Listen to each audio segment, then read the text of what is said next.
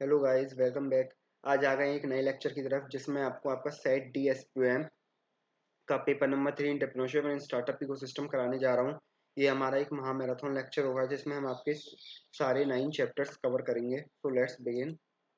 देखिए, मैंने देखा मॉड्यूल में काफ़ी सारी बकवास लिखी गई है जो कि हमारे लिए रेलिवेंट नहीं है। जो हमारे लिए रेलिवेंट है हम उसी को पढ़ेंगे आज। चैप्टर नंबर फर्स्ट आता है, उसमें हमको बताया गया है introduction to entrepreneurship and startup. आप सभी जानते हैं एंटरप्रेन्योरशिप का मतलब क्या होता है। एंटरप्रेन्योरशिप एक ऐसी एक्टिविटी होती है जिसमें कि जो हमारा एंटरप्रेन्योर होता है वो रिस्क लेता है प्लस रिवार्ड अर्न करता है, और जो एक्टिविटी होती है वो एक इनोवेटिव एक्टिविटी होती है। जो इंटरप्रेन्योर जो वर्ड है वो हमारा आया है फ्रेंच भाषा से हमारा इंटरप्रेन्योर वर्ड की ओरिजिन हुई है। अब बात करते हैं स्टार्टअप की। देखो, स्टार्टअप क्या होता है। स्टार्टअप एक न्यूली एस्टेब्लिश कंपनी या इंटरप्रेन्योर वेंचर होता है जिसकी जो करेक्टरिस्टिक होती है वो होती है इनोवेशन। स्टार्टअप हमेशा इनोवेटिव होता है, हाई पोटेंशियल वाला होता है, high potential growth, focusing on developing the unique product. Unique product का मतलब ही हो गया हमारा इनोवेशन।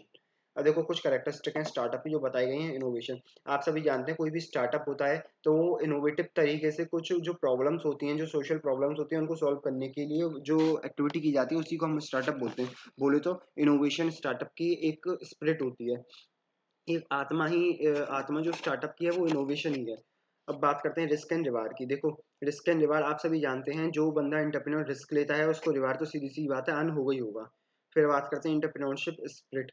अब जो स्टार्टअप होती है, जो स्टार्टअप होता है उसमें एंटरप्रेन्योर की स्पिरिट होती है। हम कहने का मतलब क्या होता है, एंटरप्रेन्योर अपने जी जान से मेहनत कर देता है, फाउंडर्स अपनी जी जान से मेहनत करते हैं एक स्टार्टअप को रन करने के लिए। वेंचर कैपिटल, देखो स्टार्टअप जो होते हैं often seeks the venture funds. Venture fund जैसे कि हमारा, हम कोई स्टार्टअप्स की बात करें तो हमारा जो पेटीएम, जैसे कि हमारे स्टार्टअप हो गए पेटीएम, बायजूस, ओला, जोमेटो, फ्लिपकार्ट, ये सारे जितने भी स्टार्टअप होते हैं इन्होंने शुरुआत में वेंचर कैपिटलिस्ट को अट्रैक्ट किया था और इन्हीं से ही अपनी कैपिटल रेस करी थी। बात करते हैं लीन ऑपरेशन। देखो, लीन ऑपरेशन का मतलब क्या होता है। लीन ऑपरेशन का मतलब होता है कि हम अपने रिसोर्सेज को इफेक्टिवली एंड एफिशिएंसी के साथ इस्तेमाल करें जिससे कि जो हमारा आउटपुट है वो मैक्सिमम आउटपुट आए। मतलब क्या है, मिनिमम इनपुट से हम मैक्सिमम आउटपुट जब निकालते हैं देन उन ऑपरेशंस को हम बोलते हैं लीन ऑपरेशन। बेसिकली मिनिमम इनपुट से मैक्सिमम आउटपुट निकालना ही लीन ऑपरेशन है, जो कि हमारा स्टार्टअप की एक कैरेक्टरिस्टिक होती है। फिर बात करते हैं रैपिड ग्रोथ। स्टार्टअप्स की होती है जो बेसिकली हम, क्योंकि स्टार्टअप इनोवेटिव होते हैं, कोई जो हमारी प्रॉब्लम है उसको सॉल्व करते हैं, तो इनकी जो ग्रोथ होती है वो भी रैपिड ग्रोथ होती है। इको सिस्टम सपोर्ट, मतलब स्टार्टअप जब ही सर्वाइव कर पाएगा जब आपका जो इन्वायरमेंटल फैक्टर्स होंगे वो सपोर्टिव नेचर के होंगे। अगर इन्वायरमेंट आपको सपोर्ट नहीं कर रहा है देन स्टार्टअप सर्वाइव नहीं कर पाएगा। फेलियर एंड लर्निंग, जो स्टार्टअप में एक कॉमन चीज़ ये होती है कि फेलियर, जो हमारे एंटरप्रेन्योर होते हैं जो स्टार्टअप करते हैं वो अपनी गलतियों से सीखते हैं, बार बार गलतियां करते हैं और उन्हीं से ही सीखते हैं। फेलियर एंड लर्निंग उसमें कंटिन्यू होता रहता है। एग्जिट स्ट्रेटजी, देखो मैनी स्टार्टअप की जो एग्जिट स्ट्रेटजी का मतलब क्या होता है। स्टार्टअप क्या होते हैं, जैसे कि फ्लिपकार्ट हमारा बिन्नी बंसल और सचिन बंसल ने स्टार्ट किया, उन्होंने कंटिन्यू किया, देन आफ्टर सम टाइम वो एक ऐसे पीक पे पहुंच गए, उन्होंने अपना शेयर बेचा और वो बाहर निकल गए। तो ये हमारी एग्जिट स्ट्रेटजी होती है। एग्जिट स्ट्रेटजी जैसे कि हमारे आईपीओ वगैरह लिए आते हैं स्टार्टअप्स। अभी रिसेंटली आपने देखा होगा काफी सारे स्टार्टअप्स के आईपीओज भी आए थे। तो इसी हिसाब से आईपीओज आते हैं, सेकेंडरी मार्केट में अपने शेयर को सेल कर देते हैं, या फिर स्टार्टअप कोई भी एक्वायर कर लेते हैं, बड़ी बड़ी कंपनीज होती हैं वो एक्वायर कर लेती हैं, या मर्जर एमल्गेमेशन वगैरह हो जाते हैं। ये हमारी एग्जिट स्ट्रेटजी होती है। टेक्नोलॉजी फोकस, जो हमारे स्टार्टअप्स होते हैं क्योंकि ये इनोवेटिव तरीके से हमारी प्रॉब्लम्स को सॉल्व करते हैं, तो इनमें जो टेक्नोलॉजी का मेन रोल होता है एआई वगैरह का, इसमें काफी ज्यादा इंपॉर्टेंस होती है स्टार्टअप्स में। कल्चर, वैल्यूज एंड लीडरशिप, जो स्टार्टअप होते हैं स्टार्टअप में जो मेन आइडिया होता है वो होता है हमारा वैल्यूज का। जो हमारा फाउंडर्स की जो वैल्यूज होती हैं उन्हीं पे जो हमारा पूरा स्टार्टअप है वो बेस्ड होता है। अब हम बात करते हैं, देखो सम फेमस स्टार्टअप जैसे कि हमारा स्पेस एक्स था। स्पेस एक्स आप जब भी आते हैं, एलॉन मस्क का जो स्टार्टअप है, स्ट्राइप है, या बाकी सब जूम वगैरह है, ये हमारा चाइना का स्टार्टअप है। ब्राजील के भी स्टार्टअप्स हैं, हमारे इंडियन स्टार्टअप्स हैं पेटीएम, बायजूस, ओला, जोमेटो, फ्लिपकार्ट। ऐसे हमारे ये सारे स्टार्टअप्स हैं, इंडियन स्टार्टअप्स। अब बात करते हैं एवोल्यूशन ऑफ एंटरप्रेन्योरशिप। देखो, एवोल्यूशन ऑफ एंटरप्रेन्योरशिप में हम बात कर रहे हैं अर्ली स्टेज में जो हमारा एंटरप्रेन्योरशिप था वो रिवॉल्व हुआ था अराउंड द एंशिएंट टाइम। मतलब क्या है, जो एंटरप्रेन्योरशिप था, जो एंटरप्रेन्योरशिप की जो एक तरीके से हम कह सकते हैं एबिलिटी थी, वो हमारे एंशिएंट लोगों में भी थी। मतलब पुराने टाइम से एंशिएंट ट्राइबल सोसाइटीज में भी हमारे एंटरप्रेन्योरशिप की जो वो थी, एंटरप्रेन्योरशिप की जो एक तरीके से हम बोल सकते हैं क्वालिटी थी, वो अर्ली टाइम से ही थी। कैसे थी? क्योंकि जो हिस्ट्री ऑफ एंटरप्रेन्योरशिप बिगिन होती है वो बार्टर सिस्टम से बिगिन होती है। बार्टर सिस्टम आप सभी जानते हैं जहाँ पे हमारे goods are exchange directly against the goods, मतलब हमारा मनी का एक्सचेंज नहीं होता। अगर एक वस्तु को हम दूसरी वस्तु के अगेंस्ट एक्सचेंज करते हैं वही हमारा बार्टर सिस्टम होता है। और एंटरप्रेन्योरशिप की जो एबिलिटी थी हमारे जो एंशिएंट लोग हमारे जो पूर्वज थे उन्हीं में थी, वो उन्हीं से ही हमारे जो एंटरप्रेन्योरशिप की जो एबिलिटी है वो जनरेट हुई है। अब बार्टर सिस्टम के दौरान ही हमारा एंटरप्रेन्योरशिप की जैसे कि डेवलप हो गई थी एंटरप्रेन्योरशिप। तो कुछ बार्टर सिस्टम में कुछ हमारी जो सबसे बड़ी प्रॉब्लम थी वो थी हमारी इन्वेंशन ऑफ मनी। मनी थी नहीं, गुड्स अगेंस्ट होते, गुड्स एक्सचेंज होते थे अगेंस्ट द गुड्स, ये हमारी सबसे बड़ी दिक्कत थी बार्टर सिस्टम में। अब जैसे जैसे टाइम बीतता गया इंडस्ट्रियल रिवॉल्यूशन स्टार्ट हुए। इंडस्ट्रियल रिवॉल्यूशन स्टार्ट होने से जो हमारी जो इकोनॉमी थी वो एग्रीकल्चर की से इंडस्ट्री की तरफ शिफ्ट हुई। जैसे जैसे इंडस्ट्री की तरफ शिफ्ट हुई देन जो हमारा इंटरप्रेन्योरशिप का डेवलपमेंट स्टार्ट हो गया। इंटरप्रेन्योर्स राइज होने लगे। इंटरप्रेन्योर्स का वो एक तरीके से हम बोल सकते हैं इनिशिएशन, एक तरीके से इंटरप्रेन्योरशिप फेस स्टार्ट हो गया। देखो इंटरप्रेन्योरशिप का जो फेस स्टार्ट होता है वो फर्स्ट इंडस्ट्रियल रिवॉल्यूशन होता है। जो एमसीक्यू के लिए रेलिवेंट चीज है इसमें वो ये है, अभी एसपीएम के एग्जाम में मैंने देखा एमसीक्यू किस टाइप से पूछ रहे हैं, वो पूछ रहे हैं हमसे फर्स्ट इंडस्ट्रियल रिवॉल्यूशन में आपका किसका डेवलपमेंट हुआ। देखो फर्स्ट इंडस्ट्रियल रिवॉल्यूशन में जो हमारा कोल और स्टीम इंजन का एक तरीके से डेवलपमेंट हुआ। जैसे ही हमारा कोल और स्टीम इंजन का डेवलपमेंट हुआ तो लोग ज़्यादा से ज़्यादा इंडस्ट्रीज की तरफ बढ़े। इंडस्ट्रीज की तरफ बढ़े तो उनमें अपने आप ही इंटरप्रेन्योरशिप की जो स्किल थी वो डेवलप होने लग गई। तो फर्स्ट इंडस्ट्रियल रिवॉल्यूशन में जो फोकस रहा वो था हमारा कोल का प्लस में स्टीम इंजन का डेवलपमेंट का। सेकेंड इंडस्ट्रियल रिवॉल्यूशन में जो हमारा फोकस रहा वो था हमारा new energy sources including the electricity gas oil, मतलब जो एनर्जी के रिसोर्सेज थे, एनर्जी के नए नए सोर्सेज थे जैसे इलेक्ट्रिसिटी वगैरह हो गया, हमारा गैस वगैरह ऑयल, इन सब पे हमारा फोकस रहा सेकंड इंडस्ट्रियल रिवॉल्यूशन में।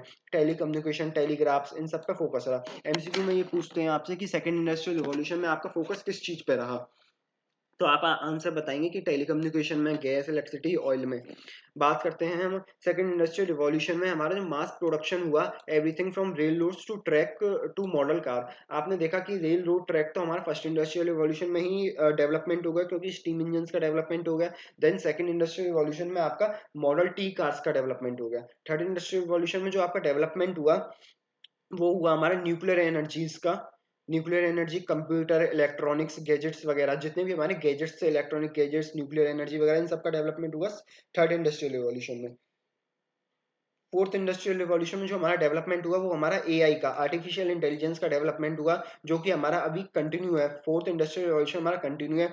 इंटरकनेक्टेड टेक्नोलॉजीज, आपने देखा होगा कि जो हमारा एक तरीके से हम वो बोलते हैं एक पीस एक तरीके से artificial intelligence, digital transformation, connected devices. जैसे कि आपने देखा भी होगा एक पीसी दूसरे पीसी से कनेक्ट हो जाता है, नेटवर्किंग, बेसिकली नेटवर्किंग का जो डेवलपमेंट हुआ वो हुआ हमारा फोर्थ इंडस्ट्रियल रिवॉल्यूशन में। अब बात करते हैं टाइप्स ऑफ एंटरप्रेन्योर्स की। देखो इसमें फालतू की बकवास लिखी गई है पूरा, इन्होंने क्या, इन्होंने तो पूरे पैराग्राफ में डिस्क्राइब कर दिया, मैं आपको शॉर्ट में डिस्क्राइब करता हूँ। टाइप ऑफ एंटरप्रेन्योर्स, देखो टाइप ऑफ एंटरप्रेन्योर्स में हम बात करें इनोवेटिव एंटरप्रेन्योर। इनोवेटिव एंटरप्रेन्योर्स वो एंटरप्रेन्योर्स होते हैं जो अपना यूनिक बिजनेस आइडिया लाते हैं मार्केट में, new product to new market में लाते हैं, मतलब नया प्रोडक्ट नई मार्केट में जो लॉन्च करते हैं वो होते हैं हमारे इनोवेटिव एंटरप्रेन्योर्स। ये जो एंटरप्रेन्योर्स होते हैं हमारे प्रॉब्लम सॉल्वर्स होते हैं, प्लस में जो हमारा ये एंटरप्रेन्योर्स होते हैं ये एक चेंज लाते हैं, हमारा डिस्ट्रप्टिव चेंजेस लाते हैं ये एंटरप्रेन्योर्स की जो कैरेक्टरिस्टिक्स है वो होती है हमारे डिस्ट्रप्टिव चेंज लाते हैं टू देयर बिजनेसेस में। इमिटेटिव एंटरप्रेन्योर कौन से होते हैं, इन्हीं के अपोजिट होते हैं। इमिटेटिव एंटरप्रेन्योर वो एंटरप्रेन्योर होते हैं जो हमारे इनोवेटिव एंटरप्रेन्योर को कॉपी करते हैं, मतलब जो हमारे इनोवेटिव एंटरप्रेन्योर हैं और इमिटेटिव एंटरप्रेन्योर है। इमिटेटिव एंटरप्रेन्योर वो एंटरप्रेन्योर है जो हमारे इनोवेटिव एंटरप्रेन्योर को कॉपी करते हैं। मतलब क्या है, जो हमारी डेवलपिंग कंट्रीज होते हैं, डेवलपिंग कंट्रीज में जो इंटरप्रेन्योर्स होते हैं वो जो डेवलप्ड कंट्रीज होते हैं, जैसे हमारी इंडिया डेवलपिंग कंट्री है और डेवलप्ड कंट्री यूएसए, तो फिर जो हमारे इंडिया के जो इंटरप्रेन्योर्स होते हैं जो यूएसए के इंटरप्रेन्योर्स को कॉपी करते हैं, देन उस केस में जो हमारे इंडियन इंटरप्रेन्योर्स होते हैं उनको हम बोलते हैं इमिटेटिव इंटरप्रेन्योर, बिकॉज वो इंटरप्रेन्योर हमारे फॉलो कर रहे हैं, बेसिकली कॉपी कर रहे हैं सक्सेसफुल बिजनेसेस को, मतलब सक्सेसफुल इंटरप्रेन्योर्स को कॉपी कर रहे हैं वो। ये जो इंटरप्रेन्योर्स होते हैं हमारे डिस्ट्रप्टिव चेंज नहीं लाते। इमिटेटिव इंटरप्रेन्योर डिस्ट्रप्टिव चेंज नहीं लाएंगे बल्कि इनोवेटिव इंटरप्रेन्योर डिस्ट्रप्टिव चेंज लाएंगे। सोशल इंटरप्रेन्योर वो इंटरप्रेन्योर्स होते हैं जो एस्टेब्लिश करते हैं वेंचर, जो फोकस करते हैं सोशल चैलेंजेस पे, सामाजिक चैलेंजेस, मतलब जैसे कि सोशल चैलेंजेस क्या है, पोवर्टी हो गया हमारा, एक तरीके से कास्टिज्म हो गया, मतलब जितने भी हमारे सोशल चैलेंजेस हैं उन चैलेंजेस को जो हमारे एंटरप्रेन्योर्स एक तरीके से वो चैलेंज करते हैं, उन एंटरप्रेन्योर्स को हम बोलते हैं सोशल एंटरप्रेन्योर। जैसे कि आपको एग्जांपल में बताया गया, जैसे कि एग्जांपल में बताया आपको अरुणाचलम मधुरम, ये हमारे एंटरप्रेन्योर्स थी जिन्होंने फाउंडेड करी थी जयाश्री इंडस्ट्रीज, जो कि फोकस कर रही थी हमारी एक मेंस्ट्रुएशन हाइजीन पर फोकस कर रही थी, जो कि हमारी एक सोशल प्रॉब्लम है। इस पर फोकस करने वाला जो स्टार्टअप था, जो उसके एंटरप्रेन्योर्स थे, उन एंटरप्रेन्योर्स को हम बोलेंगे सोशल एंटरप्रेन्योर्स, मतलब जो सामाजिक चैलेंजेस को फोकस कर रहे हैं। अब बात करते हैं women entrepreneur. Women entrepreneurs basically जो एंटरप्रेन्योर्स वुमेन है, वुमेन एंटरप्रेन्योर्स वो एंटरप्रेन्योर्स हैं जो एंटरप्रेन्योर्स हमारी वुमेन है। महिला एंटरप्रेन्योर्स को हम बोलते हैं वुमेन एंटरप्रेन्योर्स, जो कि हमारी इक्वलिटी पे काम करती हैं। Women entrepreneurs who initiate the lead business ventures, उन्हीं को हम बोलते हैं हमारे वुमेन एंटरप्रेन्योर्स। जैसे कि हमारी किरण किरण मजदूमार, ये हमारी एंटरप्रेन्योर्स थी जो कि फाउंडर्स थी बायोकॉइन की। देन इन एंटरप्रेन्योर्स को हम बोलेंगे वुमेन एंटरप्रेन्योर्स। कॉर्पोरेट एंटरप्रेन्योर्स को आपको समझना जरूरी है। तो कॉर्पोरेट एंटरप्रेन्योर क्या होता है, एक किसी भी कॉर्पोरेट में या फिर किसी भी कंपनी में हमारे जो एम्प्लॉयज वगैरह काम करते हैं, उनके अंदर काम करते करते वो एंटरप्रेन्योर की फीलिंग जनरेट होती है। मतलब एक एंटरप्रेन्योरशिप की जो फीलिंग जनरेट होती है कि हम कुछ भी नया करें, उस फीलिंग जो जनरेट होती है, वो वाले जो एंटरप्रेन्योर्स होते हैं, उन एंटरप्रेन्योर्स को हम बोलते हैं कॉर्पोरेट एंटरप्रेन्योर। बेसिकली जो एंटरप्रेन्योर्स होते हैं, इन एंटरप्रेन्योर्स को हम एंटरप्रेन्योर्स भी बोलते हैं।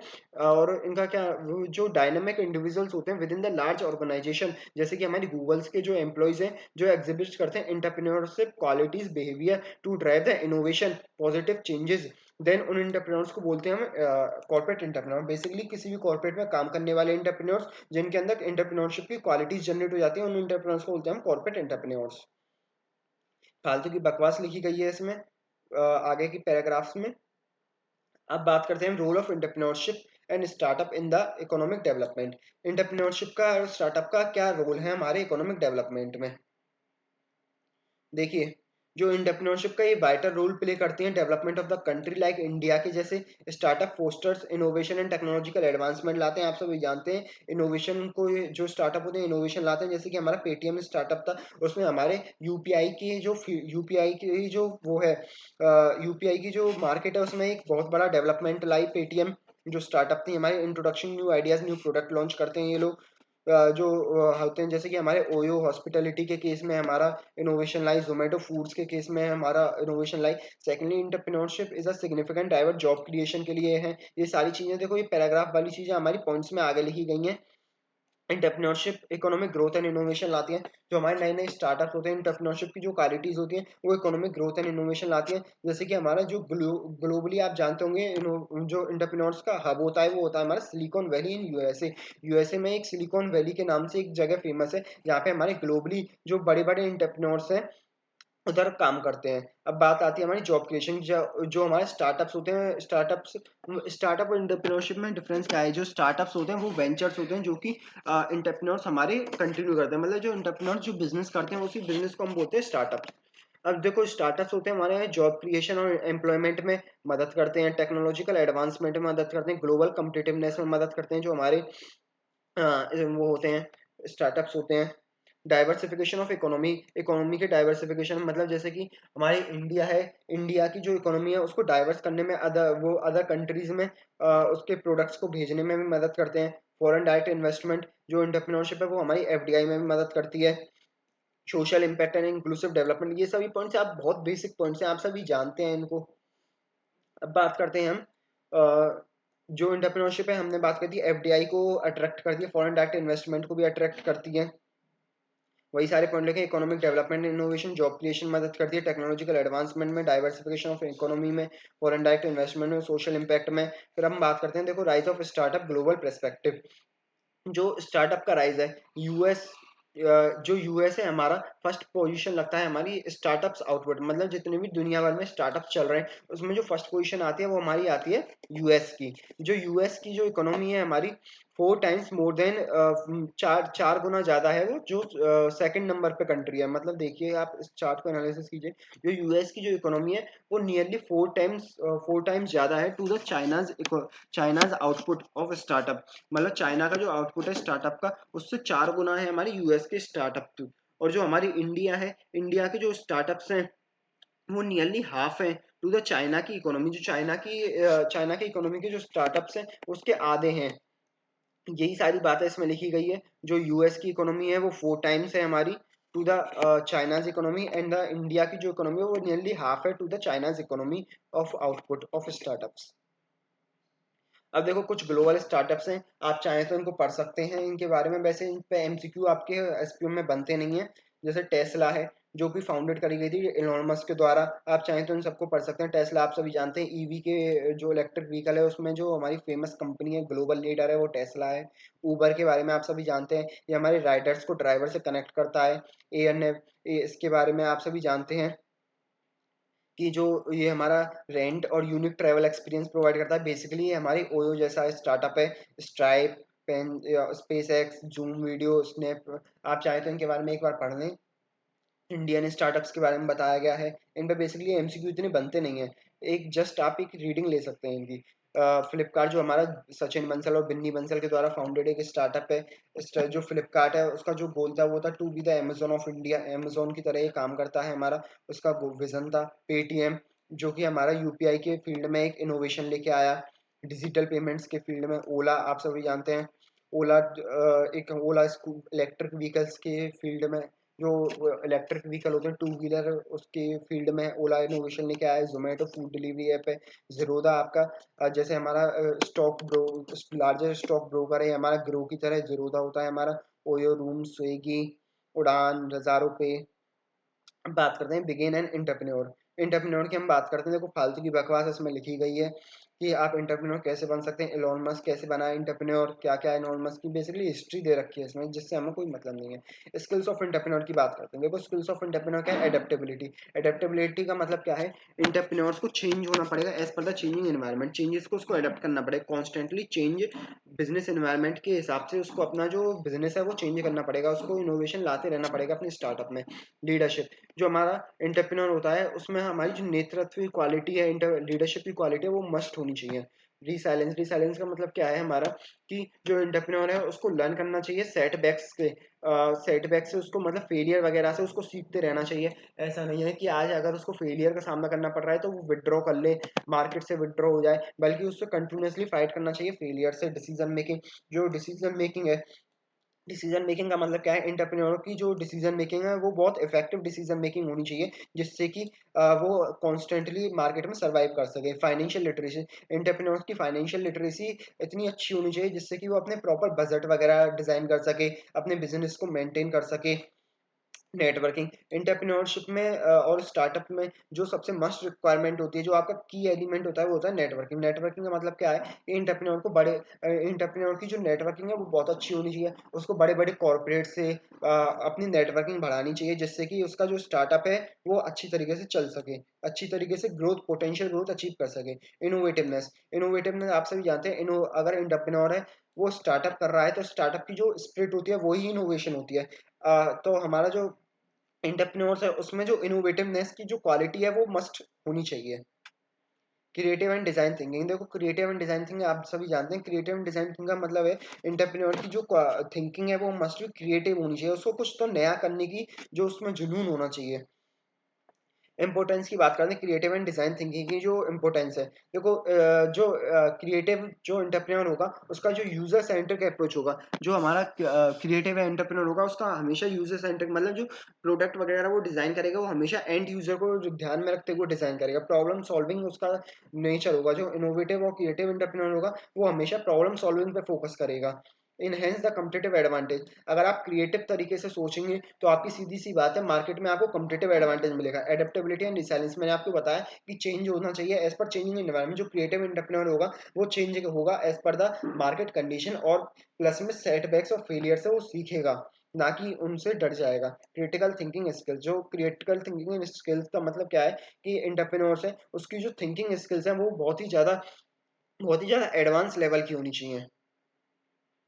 अब बात करते हैं, देखो क्रिएटिव थिंकिंग में भी, अब जो एंटरप्रेन्योर की जो क्रिएटिव थिंकिंग है उसमें भी जो प्रॉब्लम्स क्रिएट हो जाती हैं, कुछ प्रॉब्लम्स आती हैं। प्रॉब्लम्स का मतलब है एक एंटरप्रेन्योर बहुत ही क्रिएटिव तरीके से सोच रहा है फिर भी वो सक्सेस अचीव नहीं कर पा रहा है। क्यों नहीं कर पा रहा है, क्योंकि क्या होता है, क्रिएटिव थिंकिंग से जो आपकी चैलेंजेस आते हैं वो होता है रिसोर्स इंटेंसिवनेस। आप जितना ज़्यादा क्रिएटिव करने की सोचेंगे उतना ही ज़्यादा आपको रिसोर्सेज की रिक्वायरमेंट लगेगी। बट जो एंटरप्रेन्योर होता है उसके पास लिमिटेड बजट्स होते हैं, लिमिटेड रिसोर्सेज होते हैं, इस वजह से जो हमारी रिसोर्स इंटेंसिवनेस की प्रॉब्लम आती है। रेसिस्टेंस टू चेंज, मतलब जो हमारे ट्रेडिशनल बिजनेस स्ट्रक्चर होते हैं और जो हमारे एम्प्लॉयज वगैरह होते हैं वो चेंज को रिस्ट्रिक्ट करते हैं, मतलब चेंज को एक तरीके से अडेप्ट नहीं करते। इस वजह से जो हमारा क्रिएटिव थिंकिंग है, क्रिएटिव एंटरप्रेन्योर होता है, वो भी सक्सेस नहीं अचीव कर पाता है। एम्बिग्यूटी इन मेजरमेंट, जो क्रिएटिव एंटरप्रेन्योर होता है वो हमारी जो मेजरमेंट है, मतलब बेसिकली जो हमारे रिजल्ट्स हैं उनको एक्यूरेटली मेजर नहीं कर पाता है। इस वजह से जो हमारा क्रिएटिव थिंकिंग वाला एंटरप्रेन्योर भी सक्सेस अचीव नहीं कर पाता है। इसलिए जो 3 चैलेंजेस होते हैं इनको जो क्रिएटिव एंटरप्रेन्योर है उसको फेस करना पड़ता है। रिसोर्सेज की कमी और तुम्हारा change as per the changing environment की कमी, प्लस में दूसरा आप एम्बिग्यूटी मतलब vagueness in measuring the results output, मतलब आउटपुट को मीजर करने में उसकी वेगनेस, स्पष्टता ना होना। अब एंटरप्रेन्योर डिसीजन मेकिंग, देखो डिसीजन मेकिंग जो है एंटरप्रेन्योर का कैसा होना चाहिए, उसको सबसे पहले डिसीजन मेकिंग में क्या करना चाहिए, सबसे पहले आपको प्रॉब्लम आइडेंटिफाई करनी चाहिए। एंटरप्रेन्योर को सबसे पहले अपनी प्रॉब्लम, जैसे कि हम एक एग्जांपल लेते हैं ओयो का। ओयो ने ओयो ने फेस किया, ओयो के जो फाउंडर थे उन्होंने फेस किया कि देखो मार्केट में सबसे ज्यादा कमी है, कोई भी टूरिस्ट जाता है तो उसको अफोर्डेबल जो लॉज है वो नहीं मिल पाता है। तो ओयो के जो फाउंडर्स हैं उन्होंने फोकस किया, प्रॉब्लम क्या थी उनके सामने कि जो हमारे टूरिस्ट होते हैं उनको अफोर्डेबल लॉज नहीं मिल पाता है। तो सबसे पहले आपको प्रॉब्लम आइडेंटिफाई करनी है, मार्केट में प्रॉब्लम क्या है। गैदरिंग इन्फॉर्मेशन एनालिसिस, जो हमारे ओयो के फाउंडर थे उन्होंने फिर मार्केट में से इंफॉर्मेशन एनालिसिस किया कि कितने सारे हमारे रेस्ट वो जो कितने सारे हमारे एक तरीके से लॉज जो कि अवेलेबल हो सकते हैं, हमारे कितने सारे मार्केट में लॉज अवेलेबल हैं, उन सारे उनका जो एनालिसिस है और उनके बारे में इंफॉर्मेशन उन्होंने गैदर करी। फिर जनरेटिंग द एनालिटिव वो जनरेटिंग अल्टरनेटिव, फिर उन्होंने अल्टरनेटिव्स को जनरेट किया। अल्टरनेटिव्स को जनरेट करने का मतलब क्या है कि हम उनकी प्रॉब्लम को कैसे सॉल्व कर सकते हैं। क्या आपने देखा होगा कि पीजी, एक पीजी टाइप का कॉन्सेप्ट चलता है। पीजी का कॉन्सेप्ट ये होता है कि बहुत सारे लोग होते हैं वो अपने घर में एक रूम दे देते हैं टू द टूरिस्ट, बेसिकली एलॉटीज को एक रूम दे देते हैं। तो इस टाइप के कितने अल्टरनेटिव मार्केट में अवेलेबल है, उन्होंने इस चीज को एनालिसिस किया। देन फिर उन्होंने एनालिसिस किया कि evaluating the selecting best option, की बेस्ट ऑप्शन क्या होगा, क्या हम पीजी की तरफ जाएं, पीजी वाले लोगों से अपना कांटेक्ट करें, या फिर हम रेस्टोरेंट बेसिकली लॉज वाले लोगों से कांटेक्ट करें। ये होता है हमारा selecting and evaluating the best option. फिर ओयो के जो फाउंडर उन्होंने इवेल्युएट किया कि हम लॉज की तरफ जाएंगे, जो लॉज देते हैं, जो लॉज प्रोवाइड करते हैं बेसिकली अफोर्डेबल प्राइस पे, देन उनकी तरफ हम जाएंगे। फिर implementing and monitoring, implementing and monitoring का मतलब क्या है कि उन्होंने उनसे कांटेक्ट किया, एक हमारा एक ऐप डिजाइन किया, ओयो का ऐप डिजाइन किया, एक वेबसाइट डिजाइन करी, देन अपना जो फाइनल प्लान था उसको इम्प्लीमेंट कर दिया। इस हिसाब से जो हमारी उनकी डिसीजन मेकिंग थी वो उन्होंने एक अपनी डिसीजन मेकिंग से एक स्टार्टअप क्रिएट किया। Basically identifying and problem, problem का मतलब क्या, हमको एक प्रॉब्लम एनालिसिस करनी है, देन इन्फॉर्मेशन उसके बारे में गैदर करनी है। जैसे कि हम एक और एग्जांपल है नेटफ्लिक्स। नेटफ्लिक्स ने पहले नेटफ्लिक्स अपनी डीवीडीज को रेंट पे देता था, लेकिन जैसे जैसे उसने देखा कि मार्केट हमारा ऑनलाइन मोड पे शिफ्ट होता जा रहा है तो उसने अपनी ऑनलाइन स्ट्रीमिंग भी चालू कर दी। तो उन्होंने अपनी इंफॉर्मेशन एनालिसिस गैदर किया ऑनलाइन स्ट्रीमिंग के उसमें मार्केट में। फिर जनरेटिंग द अल्टरनेटिव्स, अल्टरनेटिव्स को जनरेट करना, जैसे एलोन मस्क का जो डिसीजन मेकिंग प्रोसेस है वो हमेशा अपने अल्टरनेटिव्स को कंसीडर करते हैं। इवेल्युएटिंग सेलेक्टिंग बेस्ट ऑप्शन, फिर उसमें से आपको बेस्ट ऑप्शन सेलेक्ट करना है, देन इंप्लीमेंट कर देना है अपना जो बेस्ट ऑप्शन है।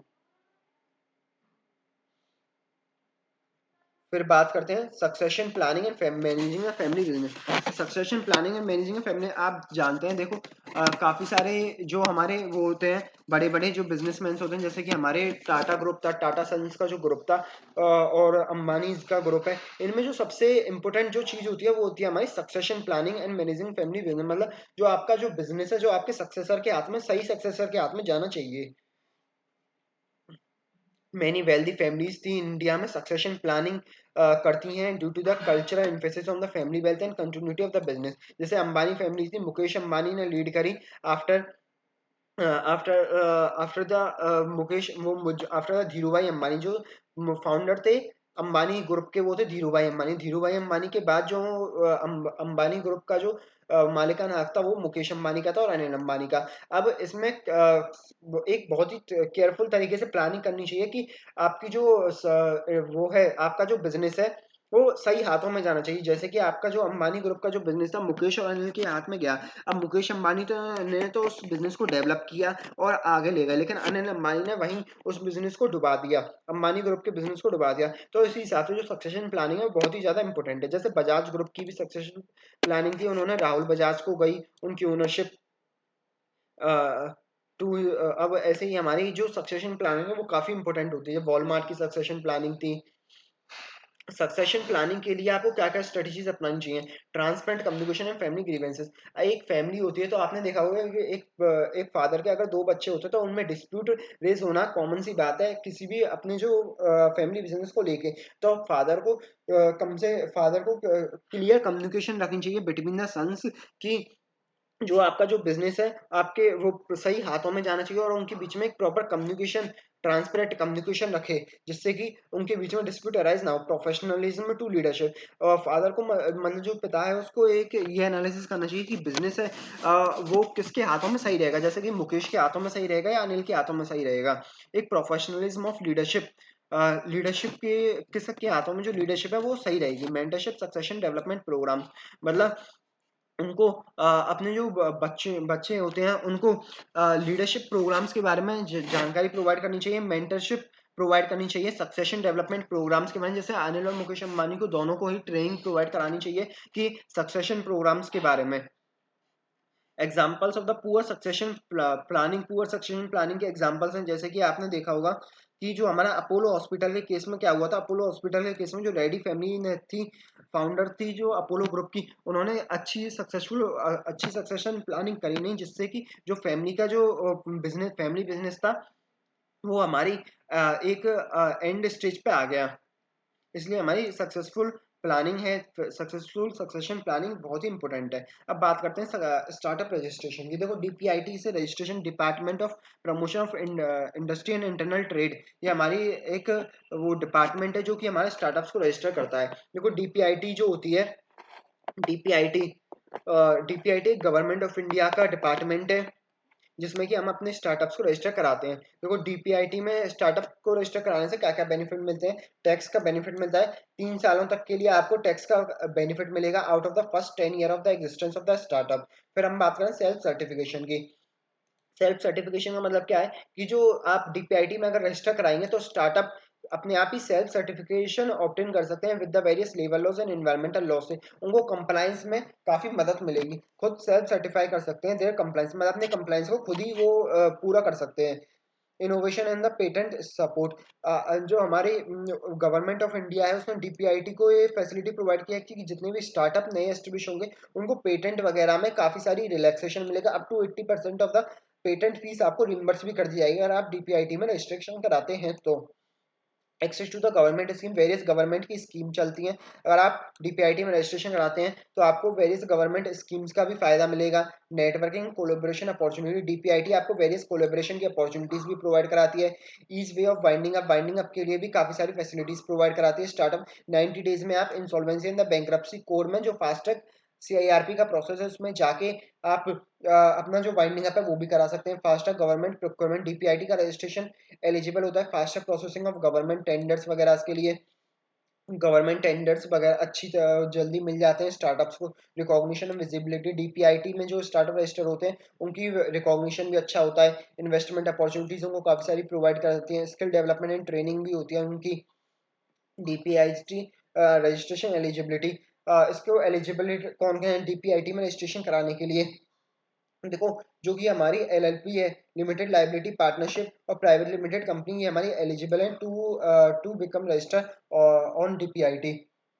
केवल लिमिटेड लाइबिलिटी कंपनी, वो प्राइवेट लिमिटेड कंपनी और लिमिटेड लाइबिलिटी पार्टनरशिप भी हमारी रजिस्ट्रेशन करा सकती हैं डीपीआईटी में। और कोई भी रजिस्टर पार्टनरशिप फर्म रजिस्टर करा सकते हैं डीपीआईटी में। एज ऑफ स्टार्टअप्स की not more than 10 years, up to 10 years से आपकी अगर बिजनेस एस्टेब्लिश हो सके देन आप डीपीआईटी में रजिस्ट्रेशन करा सकते हैं। आपका टर्नओवर 100 करोड़ से ज्यादा नहीं होना चाहिए। इनोवेशन, आपका बिजनेस है मस्ट बी इनोवेटिव नेचर के प्रोडक्ट एंड सर्विस बनाना चाहिए। अगर आप देखो ये इंपॉर्टेंट पॉइंट है, the startup needs to obtain certificate from inter ministerial boards which validate and innovative. आपको इंटर मिनिस्ट्रियल बोर्ड से एक सर्टिफिकेट ऑब्टेन करना पड़ेगा एक स्टार्टअप को इंटर मिनिस्ट्री बोर्ड से सर्टिफिकेट ऑब्टेन करना पड़ेगा, देन ओनली डीपीआईआईटी में वो रजिस्ट्रेशन करा सकता है। अगर आपने startup has to have should have to recommendation on support letter from the incubator established on the post graduation specified by the DPIIPP, मतलब आपको एक इंक्यूबेटर से एक रजिस्ट्रेशन ऑब्टेन करना पड़ेगा to register on the DP to become to register on DPIT. Letter of funding, funding की हम बात कर रहे हैं, देखो it should submit a letter of funding at least 20% of the equity जो आपकी फाइनेंस करी गई है वो एंजल इन्वेस्टर या फिर आपकी एक्सेलेटर द्वारा इन्वेस्ट करी गई है, एटलीस्ट 20%। अब कुछ स्टार्टअप्स के एग्जांपल दिए गए, वो कुछ हमारी स्कीम के गवर्नमेंट स्कीम के एग्जांपल बताए गए हैं, जैसे कि स्टार्टअप इंडिया। स्टार्टअप इंडिया एक प्रोग्राम था जो कि प्राइम मिनिस्टर ने लॉन्च किया था 2016 में, जो कि हमारी स्टार्टअप्स को प्रमोट करता है। 3 कंसेक्यूटिव टैक्स ईयर्स तक एग्जम्पशन प्रोवाइड कराएगा आपका स्टार्टअप इंडिया में अगर आप रजिस्टर कराते हैं। स्टैंड अप इंडिया 2016 की गवर्नमेंट ऑफ इंडिया की स्कीम्स है, जिसमें कि एसटी जो हमारे हैं वो स्टार्टअप अपना इनिशिएट कर सकते हैं, और उसको 10 लाख से 1 करोड़ तक का लोन भी ग्रांट किया जाएगा स्टैंड अप इंडिया में।